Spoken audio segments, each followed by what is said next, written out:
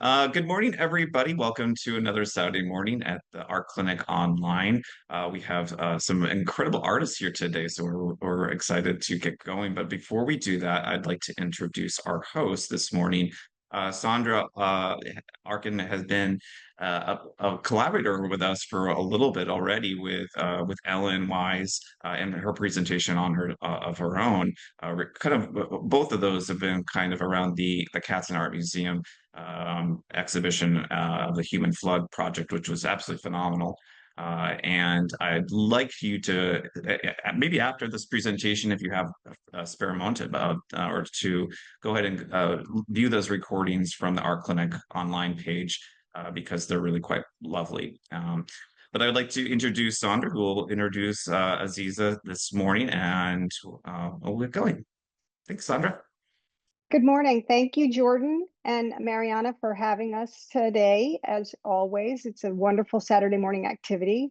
I'm very excited to bring Aziza into the group for the Saturday morning art clinic online. Aziza and I met over 20 years ago when I was asked to do a project for the Arts Commission to purchase art for the Wilson Building. It's the City Hall collection, also known as the heart of the community. I was marginally qualified for such a task, but I did have some good attributes, which was I really like to research things. And Aziza was one of the first people I went to because I was very dedicated to that collection being a balanced representation of our city. And Aziza was a leader at that time at the Black Artists of DC organization and was a professor at Howard still, I think then. And I'd been familiar with her printmaking and really loved the printmaking that she was doing since, as you know, that's an interest of mine. And Aziza has been a really powerful leader in the community for many years. And the reason that I think she is because not only does she do her own art practice, but I think her teaching and her administration of organizations and her inspiration for those organizations to continue. Black Artists of DC, for example, really has had a history where it's had some ups and downs, I think. Absolutely. And Aziza's been sticking a fork in it. And I think that they're under new leadership now. A younger generation has finally, I think, picked up the mantle and is running with it. And it's been a really great organization to have in DC. I think that it is realistic to say that there is still a lot of separation in the arts community. And the Black Artists of DC is an essential piece of the arts picture in DC. Their history is long and rich and has so many brilliant artists in it. So I'm delighted to introduce today Claudia Aziza Gibson-Hunter and let Aziza tell you about her work and the organizations she's been involved with. So take it away. Thank you. Thank you so much. I want to thank Sondra and Mariana and Jordan for inviting me. I just love projects where artists are being documented. And as I was talking to Jordan, speaking with Jordan, I was telling him I think that this is such an essential time for artists to be documented, because I just think we're in a historic period of this country. And what you have to say, what each artist has to say, the work that you do, no matter what the subject matter is affected by the times. And I think that there will be a time when this period is studied very deeply. So I thank you for this project and for making me a part of it. All right. So I started with future tense, perhaps. And I titled it this because my understanding of what I do as an artist is I'm I am I am creating something for the future. And some of what I'm doing and some of what I'm creating, I don't even understand, but somebody in the future will understand. So I know it's a little ethereal, but that's how I perceive. That's one of my perceptions about what I do. I have struggled all my life to find the retentions, to find my memory as a person of African descent. And in that, I have had to learn about the philosophy, history, cosmogony, craft, symbology, all of these things, myth, social structures, architecture, language, imagery, all of these things are things that I think I'm pulling from as I do my work and as I live my life. So, okay, now let's see. I have to always begin by paying tribute to my ancestors. And these are my parents and my in-laws who supported me in every way. Were very positive about being an artist. And this is my crazy family, who, again, I couldn't do what I do without them. And I'm very clear about that. Yes. I decided to start with my work as a printmaker. And when I attended art school all my life. I had a little art program around the corner from me as a child, and I spent my entire weekends there. And, you know, the whole thing with school and doing boards, the bulletin boards, all of that kind of stuff. And then I went into Tyler College of Art. When I went there, I was thinking about being a jeweler, actually. And when I got to the classes and I was watching people order bars of gold, which was $33 an ounce at that point, but it was totally out of I knew I just couldn't be able to afford that.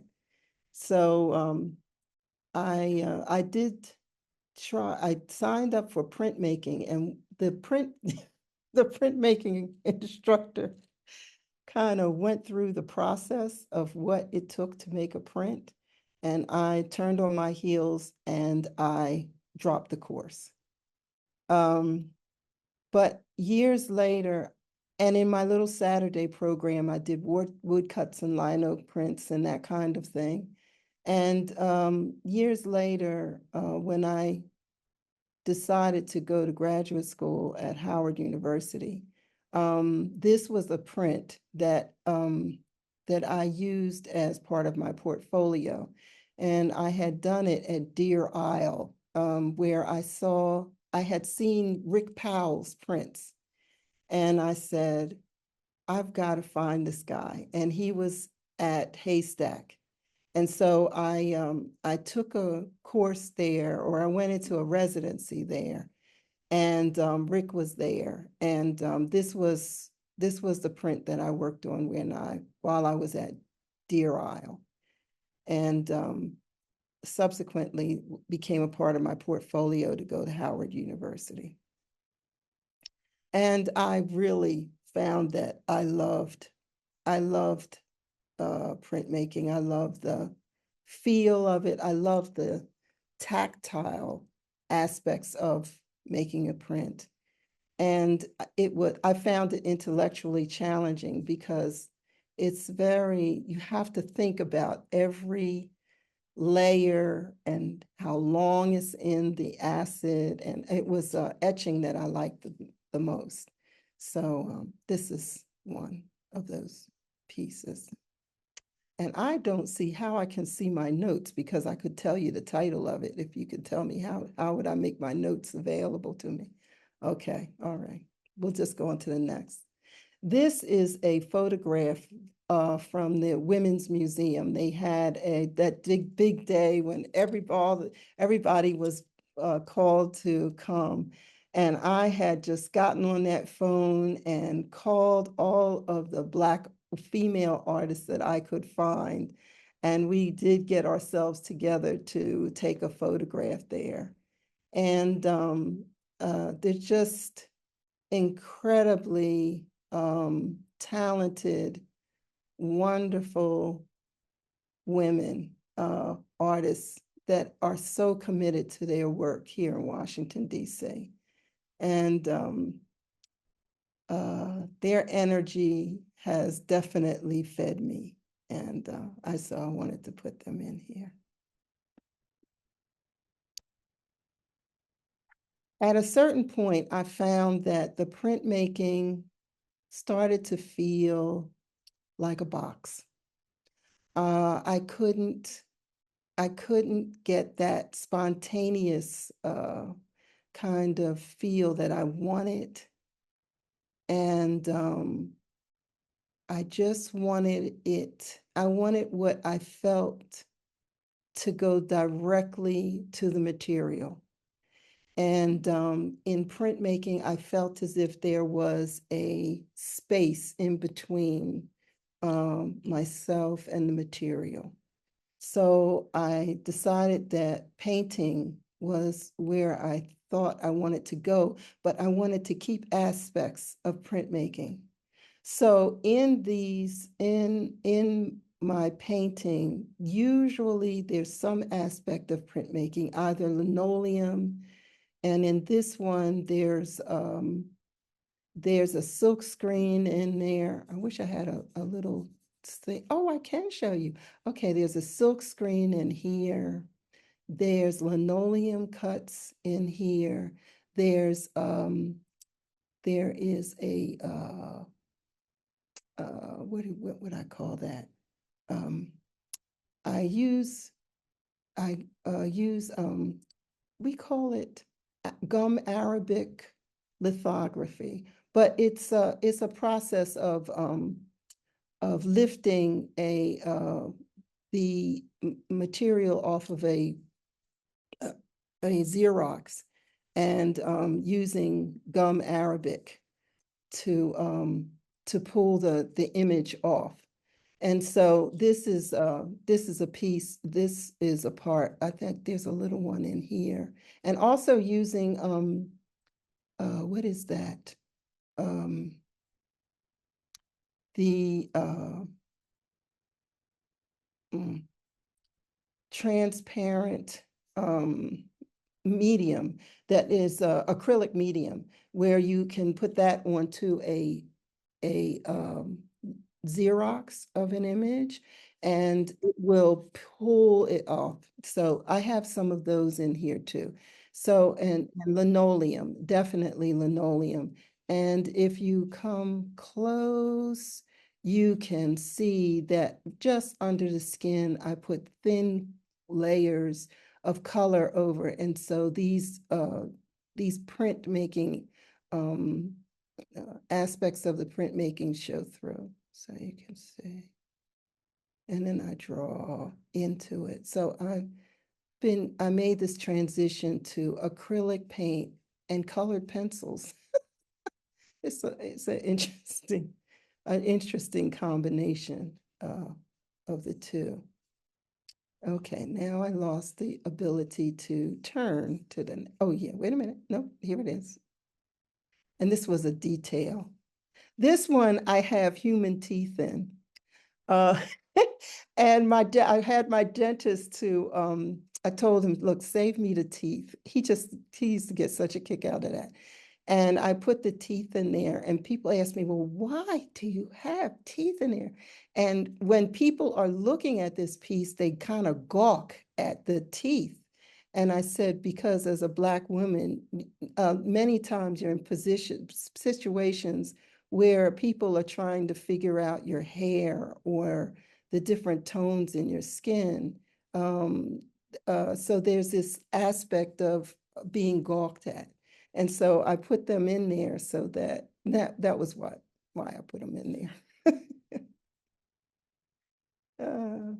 Oh, this is Michael Platt, who was a wonderful, wonderful spirit in Washington, D.C., who let his mastery, and he was a master in printmaking and in drawing, just absolutely incredible work, and who I hope there will be numerous studies of his work because it's just, he tried everything. The experimental aspect of his work is just amazing.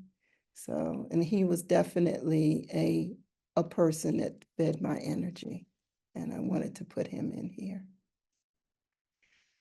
Okay, so for 26 years, I have had a group called Black Artists of DC. And it began with Viola Leak and Planta Reader and myself. I had moved to New York after graduate school and was there for about 6 years. But my husband and I always said that we would come back to Washington, D.C. And when we got here, it was a shadow of itself.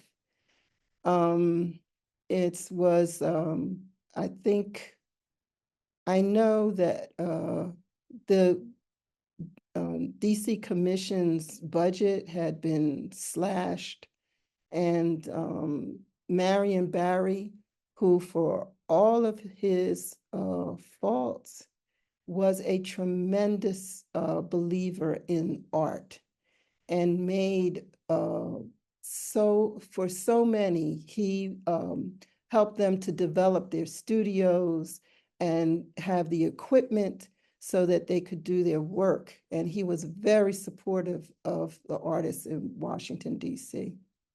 So all of that had left. And so we all felt a void and a sense of wanting to revitalize a community that had just kind of gone dormant, underground. And so we started Black Artists of DC. One of the things that we do as an organization is we have this thing called the original art postcards. And we do this because we learned from a appraiser that in our community, there was confusion between the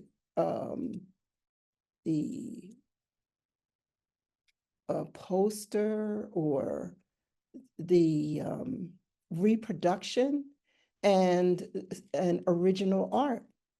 And since then, I found that it's not just the Black community.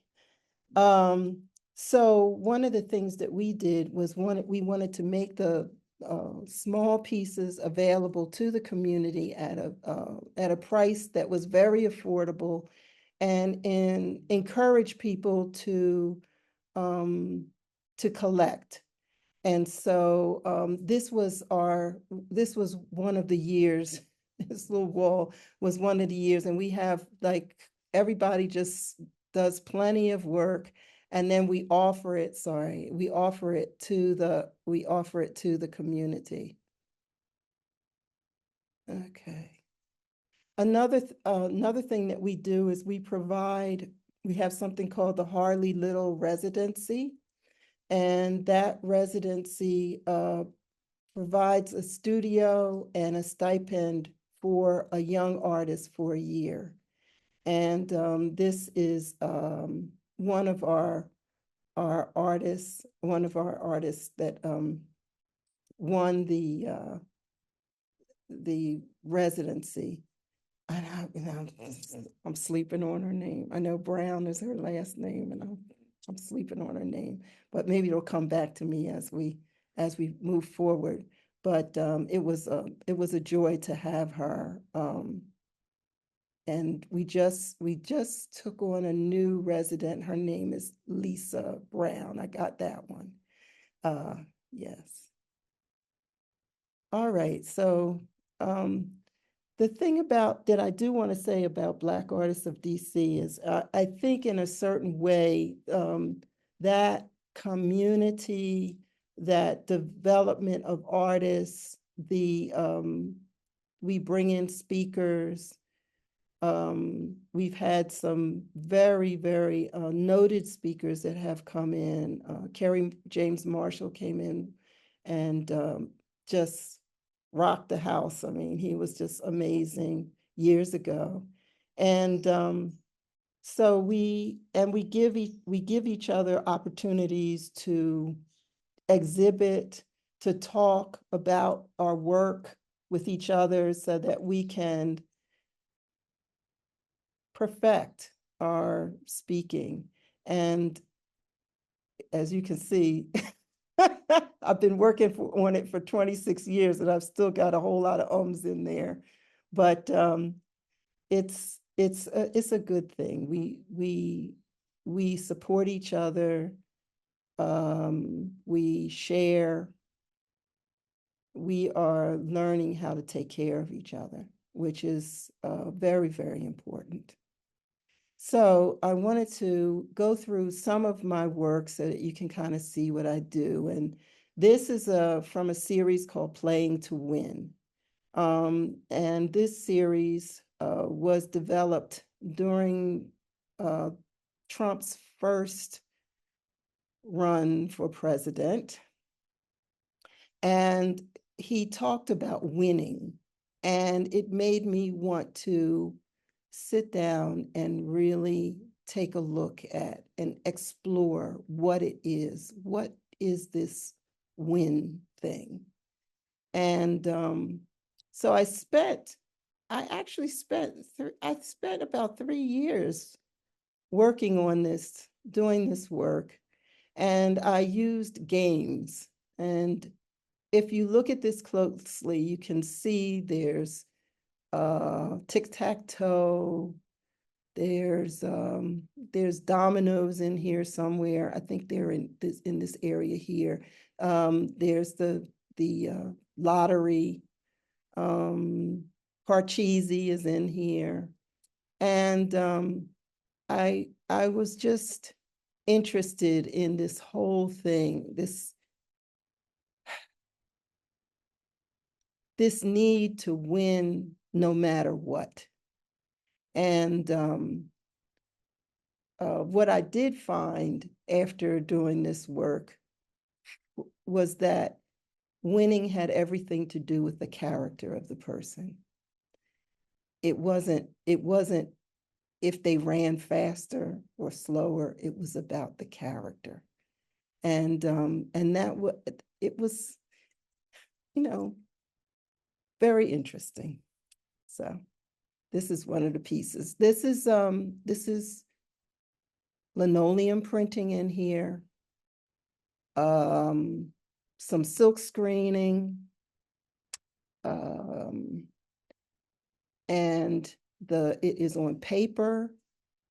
And I also have some pieces here that are floating. I use kind of like a zip gun kind of thing that you use for labels to apply pieces so that they can move on the surface of the piece. And lots of glazing, layers of glazing in this piece. Some vellum with, acrylic ink. This is another piece from Playing to Win. And here I have here Risk.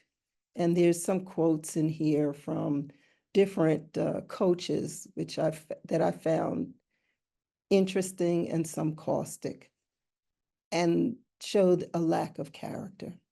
And I think sometimes in America, we get this mixed up. This is some of the pieces that I'm handling in my studio. I love paper. And this is a piece that is in homage to Aretha Franklin. And it is paper, acrylic paint, and colored pencil, with a wooden stool, a found stool, I'm sorry, and cowrie shells at the bottom. And I've been exploring working with the paper in three-dimensionally for years now, and this is one of those pieces. And I was also exploring working larger. So this piece is about, I guess, about 5 feet across and maybe about 4 feet, 4.5 feet high.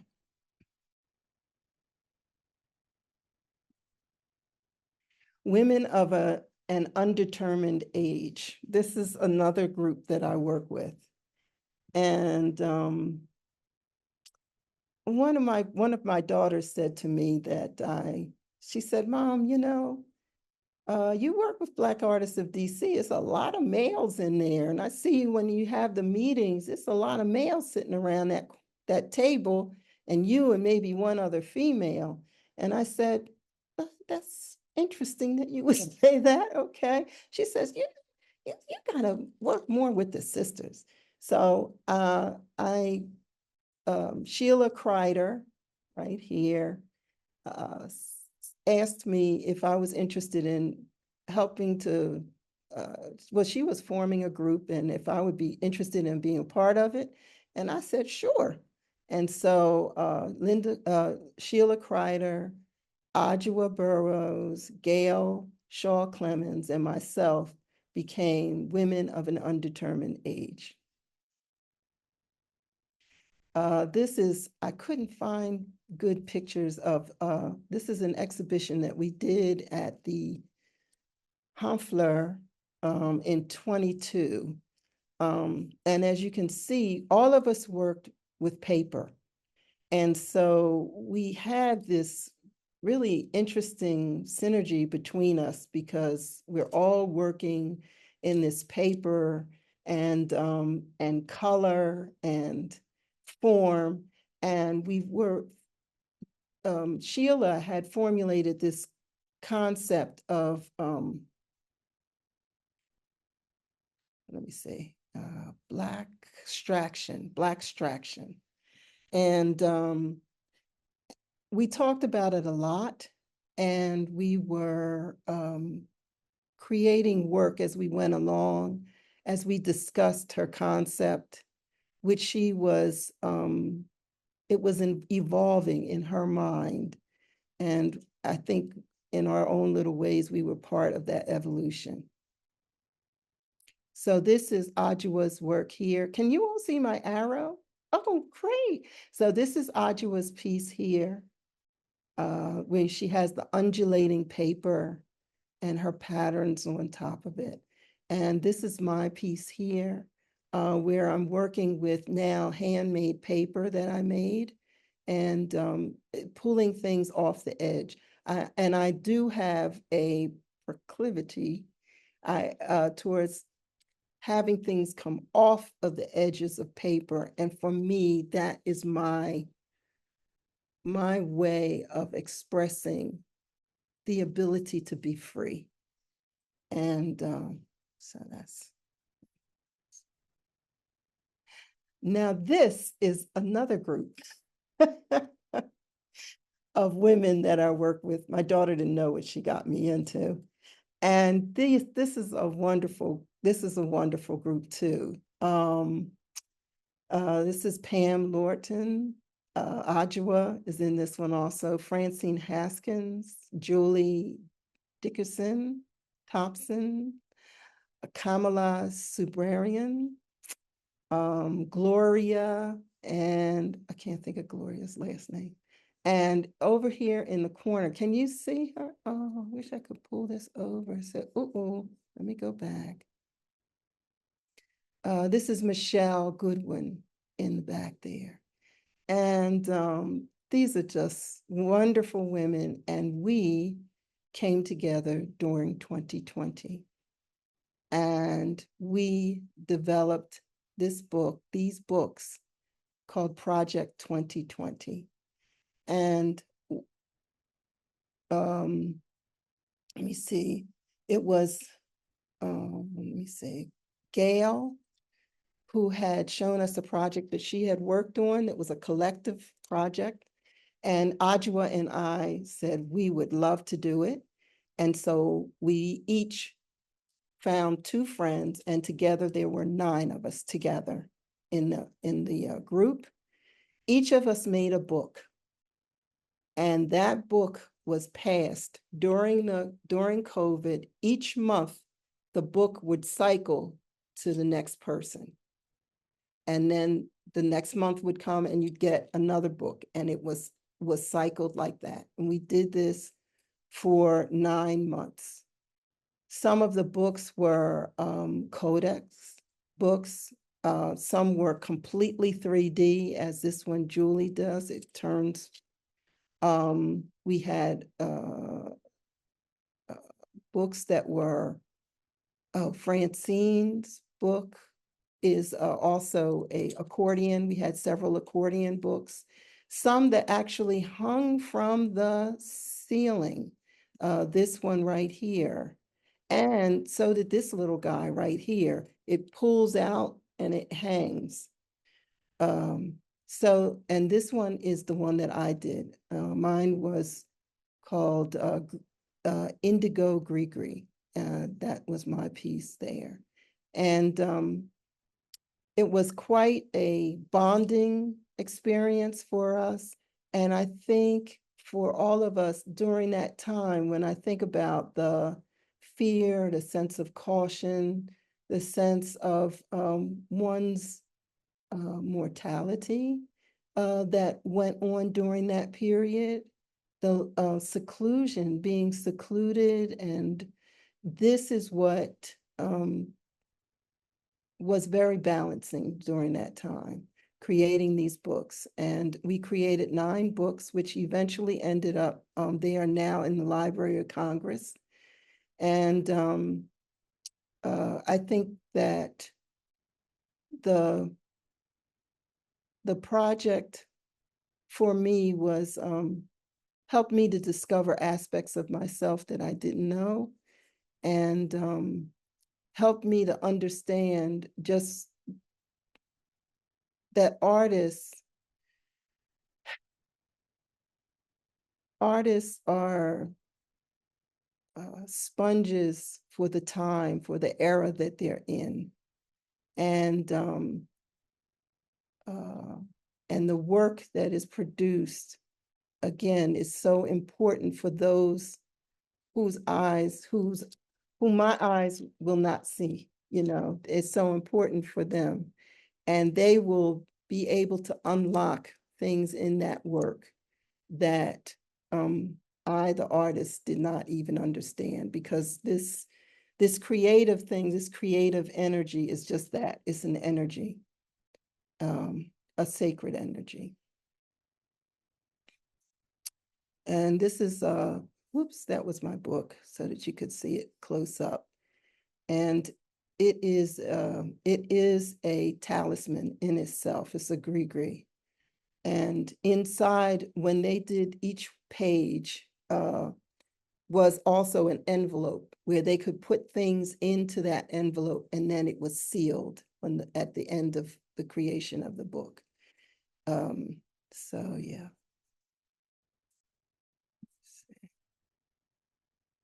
This is a page that I did from Franny's book. Yeah, so you can get an idea of the different kind of things that we put in the books. And I'm leaving a link with you so that you'll be able to go through and see each of the books and the pages in them. Yes.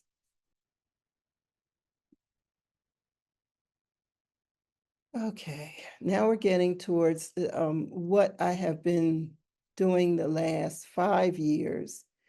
I have been, I think I saw a program about Reconstruction, about Black people during Reconstruction.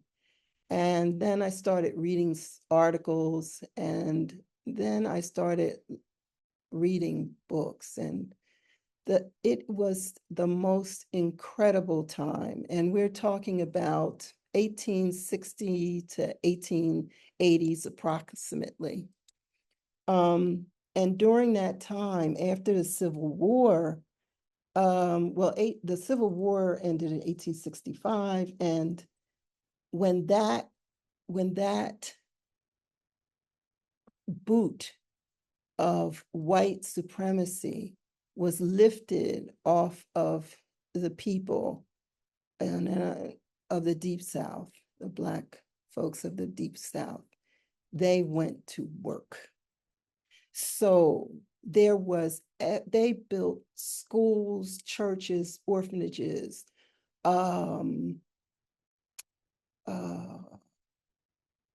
every businesses, every kind of business that you can imagine, every kind of, were very much involved in the politics of the era, just were tremendous energy just was released. And from it, there was just so much that the people did. And so what was so amazing to me is that some literally walked off of a cotton field and took a position of power politically, or had these businesses. I mean, the number of even patents, I mean, it's amazing. And I was never taught this. I was never taught this. And the children, Black children today, are not taught about Reconstruction. A period of time that would be so empowering.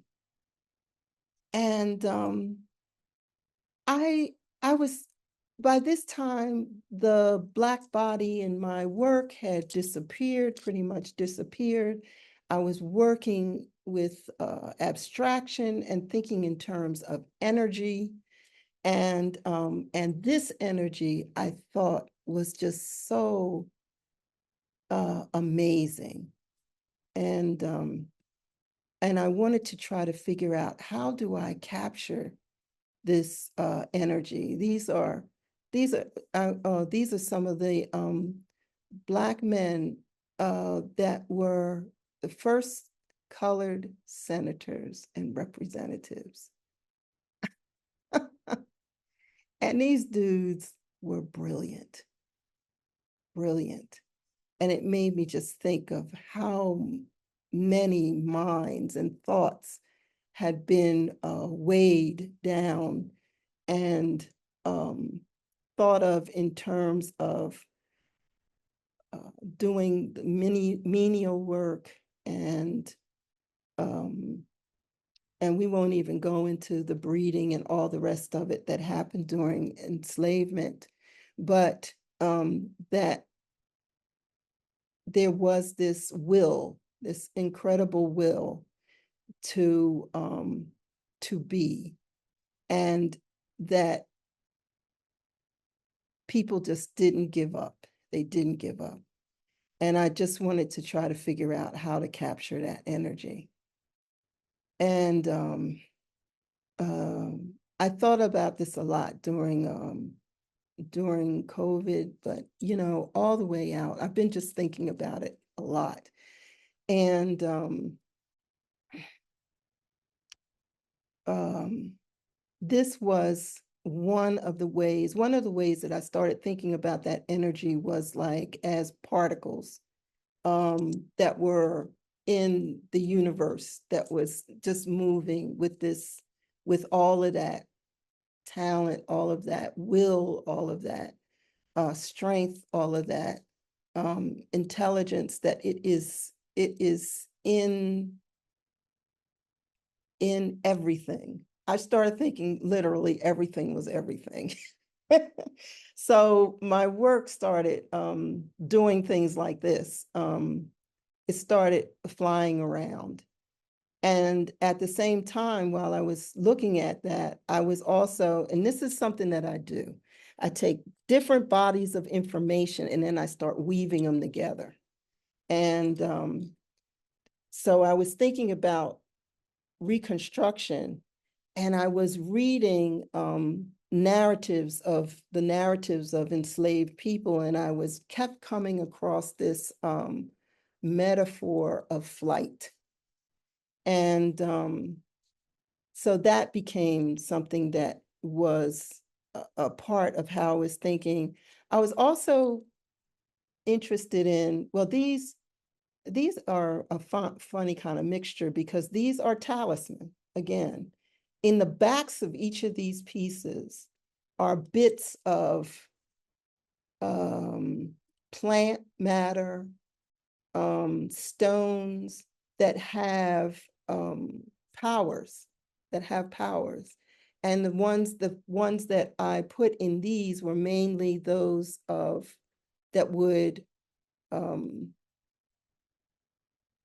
love was actually as rose quartz. There's lots of rose quartz in there, but also stones that were for protection, and also inspirational pieces like Adinkra symbols which are Ghanaian symbols that have to do with inspiration, creativity, and that type of thing. So in the backs of these little pieces are these things that are put inside of the frame of the piece and then secured and covered, because there's a whole, within many aspects of African thought, there is this idea of increasing the power of objects by hiding things, by secluding things. And so that was a part of these pieces. And then I matched each one of them up with a jazz musician, because the spontaneity of jazz was something that I wanted to try to capture more in my work. And so each one is named after a different jazz musician. And these were made to literally fly around the room. Let me see if I can find. Okay, so here's one where you can see I have them flying in a gallery, and then outside of the gallery, even some of them were flying around. And yeah, these are very small pieces, anywhere from 12 by 12 to maybe 15 or 16 by 16, or something like that.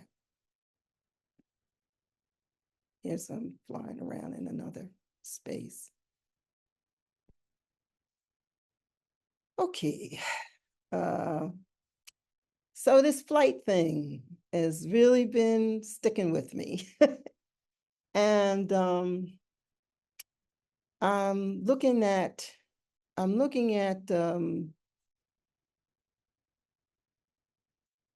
different images of birds in flight. And I'm looking at murmurations. And murmurations are these beautiful shape-shifting movements of flight that the starlings make. And I start learning a little more about those things. And I found that the birds, if they come away from the murmuration, they can't fly as high and they cannot have the same velocity as they can when they're together, which I found was an incredible metaphor for what my people needed to do. Because in my estimation, I think, especially during COVID, and I'm feeling it, I'm feeling it. Like, I feel like my folks are going through a genocide in slow motion. So people are picked off here and there and here and there and there. And the people that perpetrate these things are still walking away.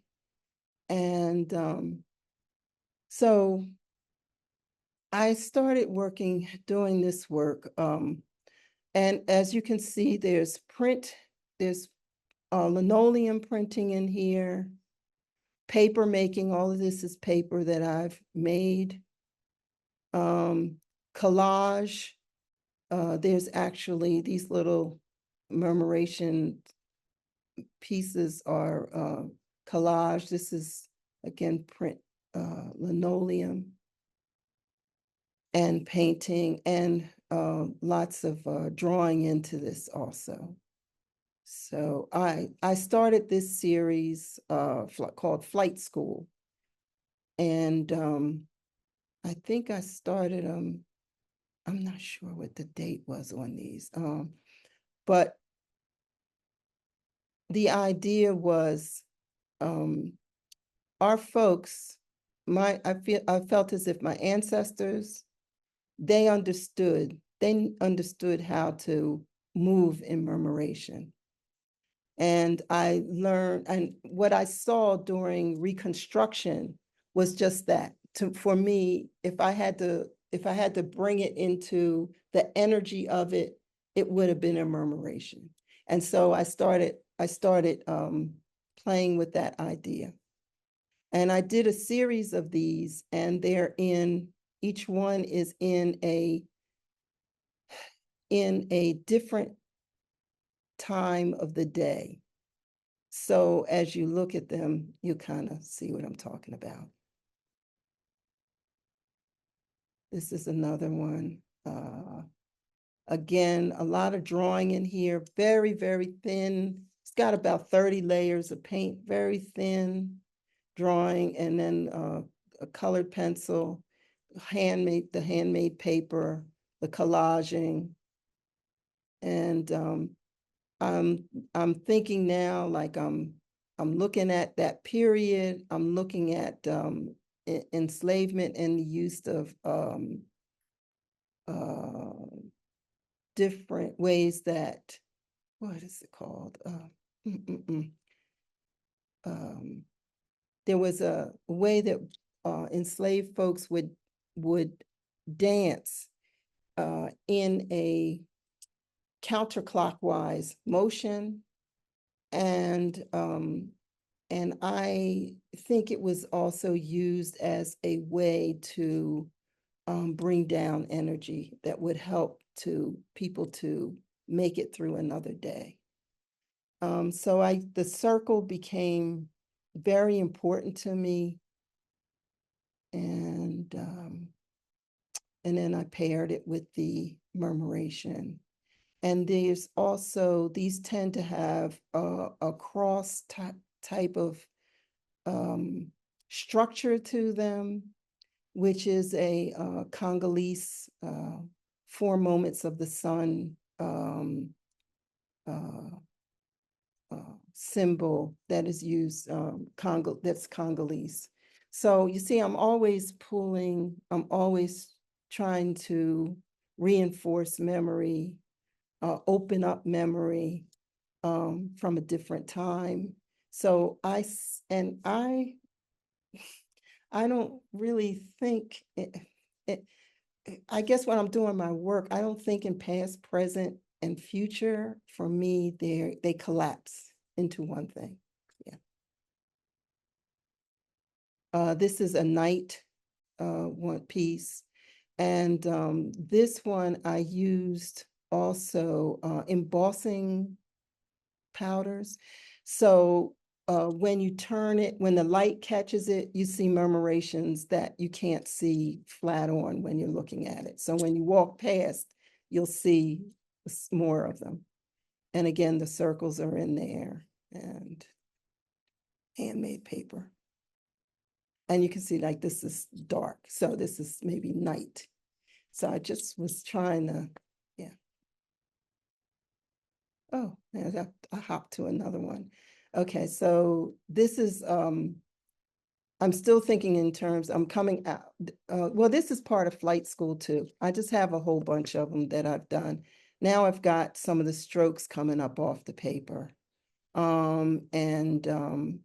Using textures pressed into gesso, and then like you would with a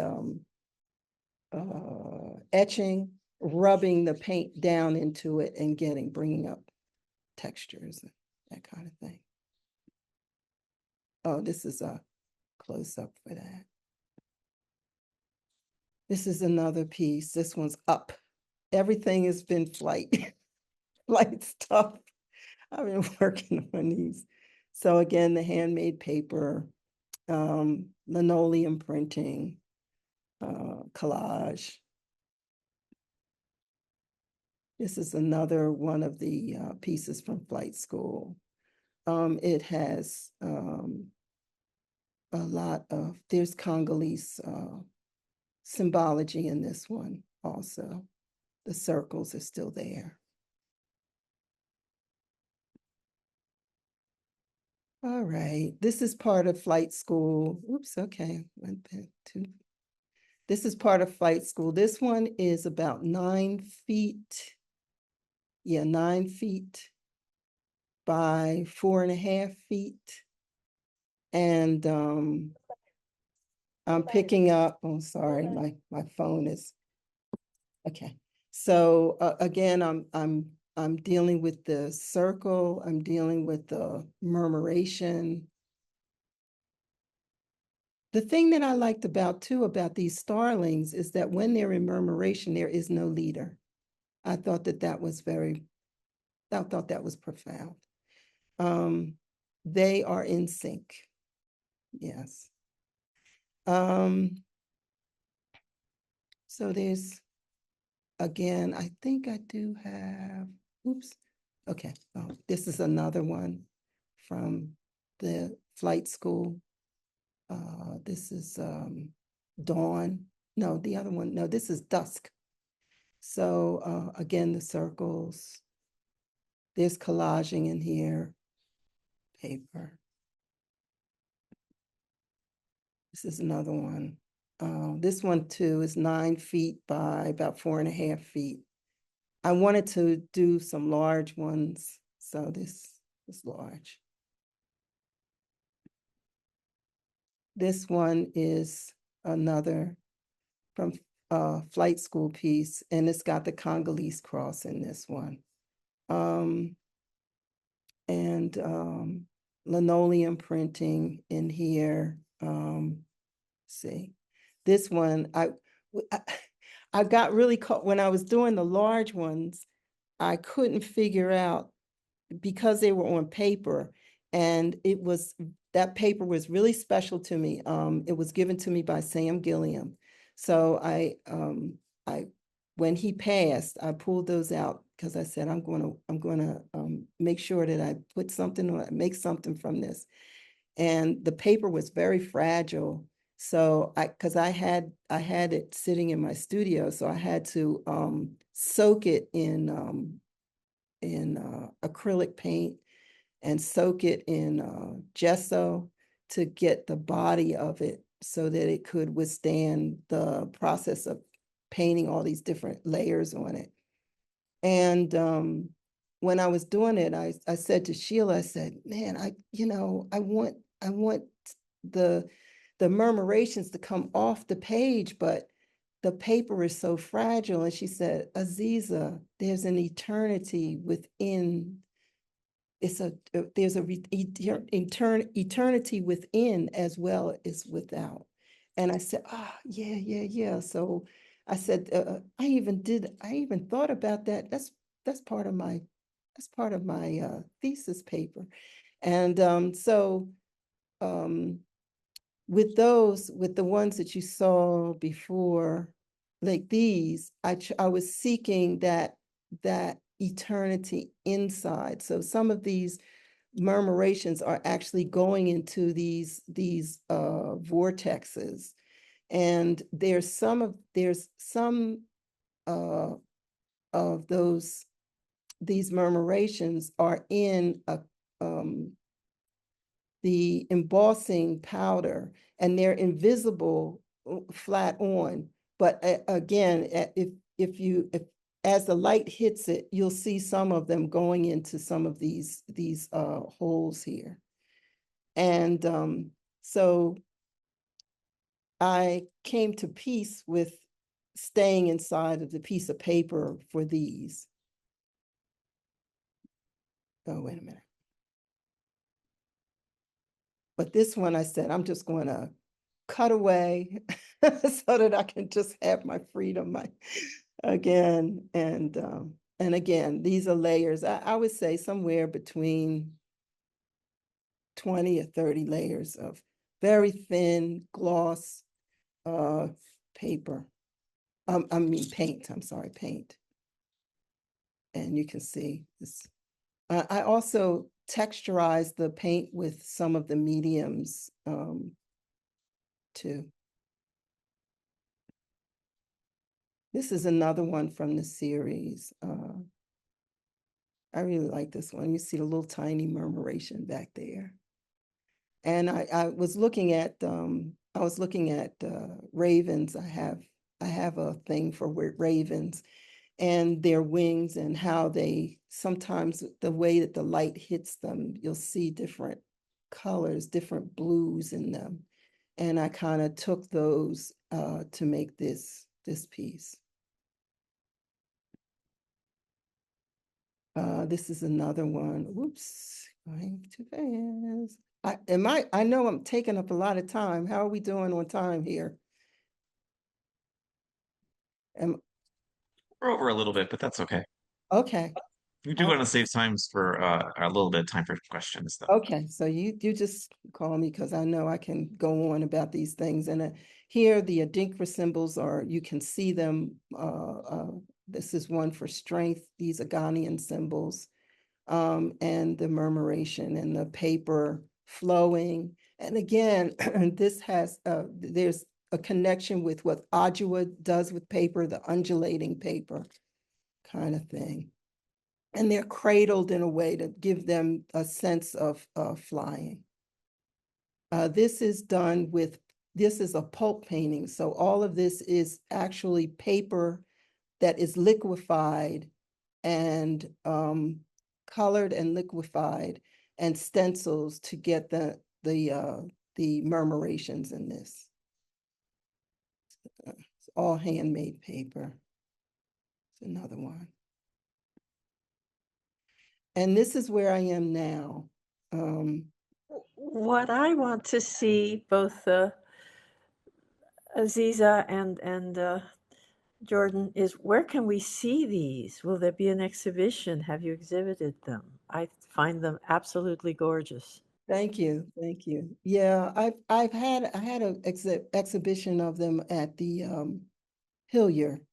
I did a exhibition titled Flight School, and they just came out of the pulp paper ones just came out of the Museum of Contemporary Art in Arlington.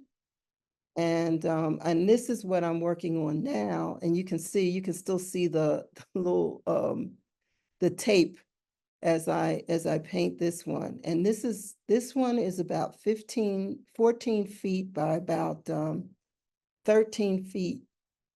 And it's got, I've been working on it for 2 years.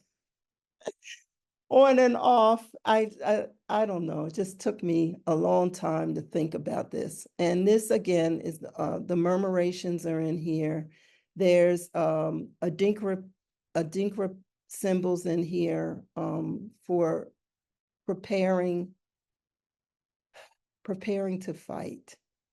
And there's symbols for this one right here is well, let me see if I can find it. There it is. One that's standing kind of upright. And this is a Sankofa bird. Again, a symbol, a Ghanaian symbol for one must understand your past before you can move forward into the future. And here I'm trying to give the idea of different planes of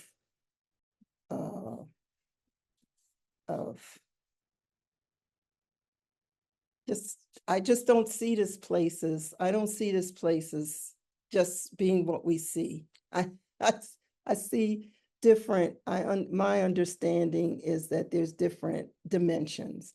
So I'm playing around with different dimensions and again, just lots and lots and lots of thin applications of paint.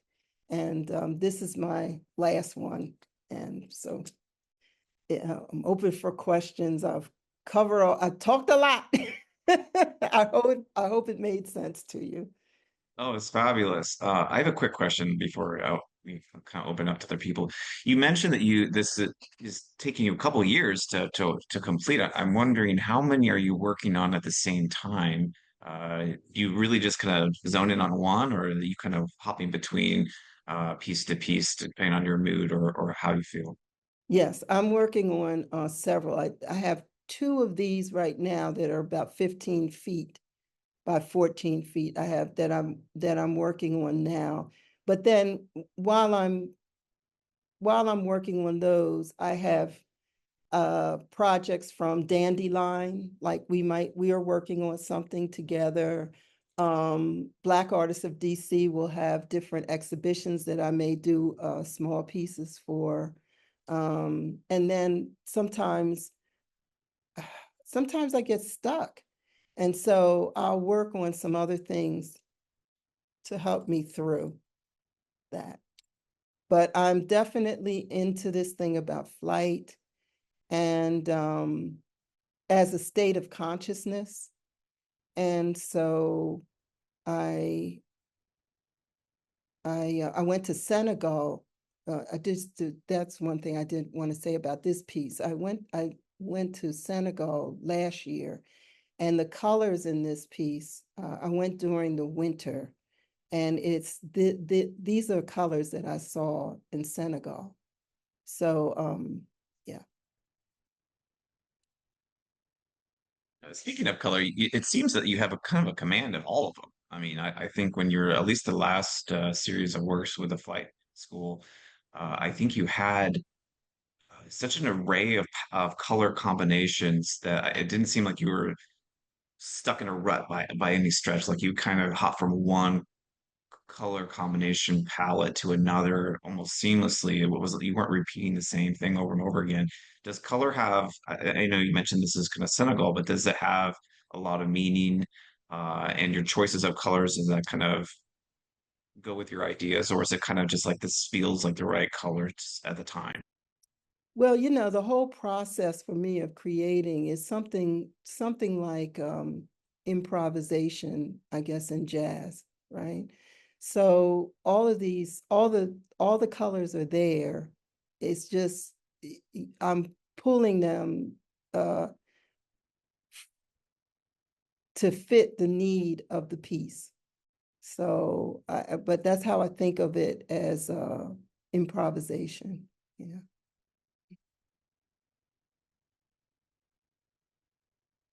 Aziza, may I ask, these are amazing, and the stories make them even more amazing. And I can see what you mean about being a sponge to your history and to history in general, and to how artists can reflect so much of the history, even in abstraction. Amazing. But I wanted to ask you, how do you, oh, I have so many questions. How do you sort of stiffen the paper in a way to project it like 14 feet? And are Oh, you taking rolls of paper and bathing it in gesso and the acrylic media? I mean, well, that these, physical part. yes, yes. Well, these are on linen. The two that I'm working on now are on linen. Yes. Yes. And I have to, I'm up and down on a ladder to do these. Oh my God. And I want to ask, how, when you conceptualize them, do you do little sketches of them to sort of understand the movement? And at least I know that you are very spontaneous reacting to the piece, but also do you start out with a sense of the flow of the piece on a little, I don't know, on a little thumbnail or similar? Well, I always start with a deep purple canvas, and I put in the patterns, I print the patterns in, and then from there it's now, when I put in the murmuration, sometimes I will draw the piece because first I'm putting in the background and then I lay the murmurations on top. So a lot of times I will draw some type of like a gestural type of line to give me an idea of how to place the murmuration. Mhm. So Got it. That I do makes have a those. lot of sense. Mhm. That's gorgeous, gorgeous stuff.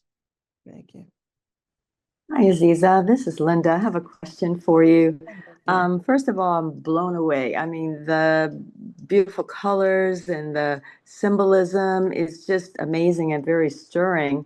And I'm just wondering, when you're on this, when your work is on display, because of the depth of meaning that may not be obvious to observers, do you narrate or provide any type of description or I guess what I'm asking is if do you have any kind of verbal description of the symbolism in your artwork? Yeah. Well, I I'll give a little bit of information about that. Mhm. I do write about it. Sometimes I'll write a little about it, but I found so far that when people, especially when I had the flight school, I remember people would walk in and they would say, "Oh my goodness, I feel, I feel so free." And Mhm. if they can feel that, then that's fine. They've got it, they've got it. And when they have the artist talks, that's when I get to fill in the information. But I definitely, the way that I paint is narrative abstraction. Mm. That's beautiful. Yeah, that's what I've come up with. Yeah, because they usually have stories. Thank you. Thank you. Aziza, I love that term narrative abstraction. You and I were just talking this week. You asked me about what I was working on, and well, I have so many questions too, but I want to just make the comment that we were talking about the fact that our work is abstract, but what do we do with all the content now? I said, and you've sort of answered that today because the content is in the work we do. Right now, because of where the world is, it's sort of a different thing, I think. And this isn't really a question, but back in 2020, when we were all hovered down, which for me was a huge disruption in my social, uh, my ability to work in community. I don't know if you remember, but we talked a little bit about the Zeitgeist shows that Aziza Oh, has yeah. actually been participated in, and I think maybe all several, if not all, Several of of them, yes. the Zeitgeist shows. And at that time, you'd reached out to Ellen and I and said, "Oh my God, you should be doing a Zeitgeist show." Mhm. We were already so deep into the human flood that it was sort of impossible to do two big things, but also it seemed insurmountable to me. And I remember seeing flight school after that time. I think, right? Because it was after 2020, and Yes. thinking how I felt that you had captured some of the zeitgeist in that work. And I wish that we had the energy to pull off a zeitgeist at that time. But I think that these flight school pieces, I think they're some of your best work. Thank you. Thank you very much. So, and it's been great to see the presentation of the evolution of them and to hear more about the symbols. Thank you. Yeah, there's people that have been initiated, and I use that loosely, and they can literally read some of these pieces. Yeah. Aziza, I know you've been like a collaborator and a mentor to so many people over the years. What advice do you give to young artists who are starting out or trying to come up with a dialogue of their own, kind of an abstract map key, if you will? What advice do you give to other artists who are looking for help, I guess? And Well, I have a studio over at Stable, and young artists come from universities, and sometimes when they come I get them in I get them in that studio, and I hit them over the head with some things that I think are just realities. And one of those is that artists need a trade union. Artists need a trade union. We've got to think in a way that ushers power. And because today young people are spending upwards of $100,000 to get a degree in art. And then they are told, well, you go over there and teach, and you fit your artwork in where you can. That is just, it's wrong-headed. And a society needs artists to grow and to reflect. And until artists unify themselves in a way to speak to power about the needs of artists, we're going to lose the amount of talent that this country loses because of its blindness and the artists, this mindset that, well, when I was in art school, this mindset of the artist as the individual, it has done exactly what that mindset has done exactly what it was taught to us to do, which is to take away the power that artists have. And so I talked to them about that, and I talked to them about what I call the art industrial complex, and how we've got to better understand what that is and how it works. And then in my case, I talked to my artists in my group about the need to create something else.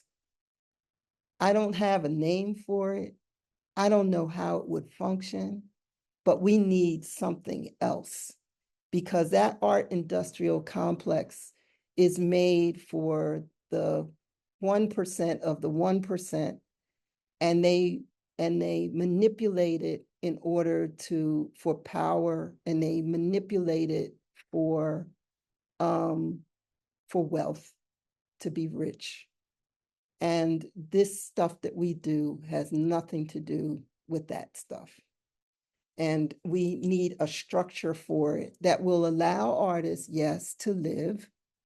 You know, that rock star artist thing needs to, but to live and survive and create the work that, again, I think is not only for now, it's not only has aspects of yesterday, but is needed for tomorrow. So, you know, I talk to the young people about the need for there to be trade unions. Was a perfect statement. Oh, thank you so much for your time this morning. We really appreciate you coming in and speaking to us about your work and also the organizations that you're involved in. Thank you all for attending our clinic online this morning. Thank you to Sondra for an incredible artist that you brought us. This is fabulous. Thank you so much for hosting. I want to let everyone know we have a little bit of a break. I can't remember why, but I know it had something to do with scheduling. But on 6/21, Schroeder Cherry is going to be our next artist. He's a Baltimore artist, mixed media, but he does a lot of interesting work with puppetry that I'm sure you all will enjoy. So make sure you mark your calendar, and we'll send you emails, of course, to remind you to show up for our next artist. It should be a lot of fun. Actually, I think he said he knew who you were, so He's in Black Artists of DC. okay, yeah, that makes sense. He's in Baltimore though. What didn't Yeah, well, it's yeah. we'll let it slide. You get People around. move around. You get Yeah. around, right? Yeah. I think he's being hosted by Lenny Campello, who's always an incredible contributor to our program. So Wonderful. thank you Yes, I know again. Lenny. It's been That's great. great. And Aziza, can I ask you another question? Sure. Where do you have a studio that we can visit somehow? I'm over at Stable at 336 Randolph Street. But we're going to be moving all of the artists that's a sad thing, but I guess the developers want their space back. So I know I'll be there until the August, I think the 1st of August. And then after that, I'm not sure. Probably, I have a home studio also, so. And at Howard, do you also have a studio at Howard University or not I am anymore? not at Howard. I stayed there I taught for, I think, 2.5 years, 3 years. And then I decided that my husband said to me, you need to understand the industry that you're in.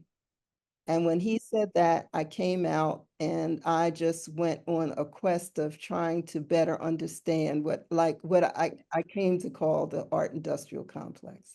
Right. Got it. What wisdom. Thank you so much for sharing that wisdom. I feel like you have so much more to give us too.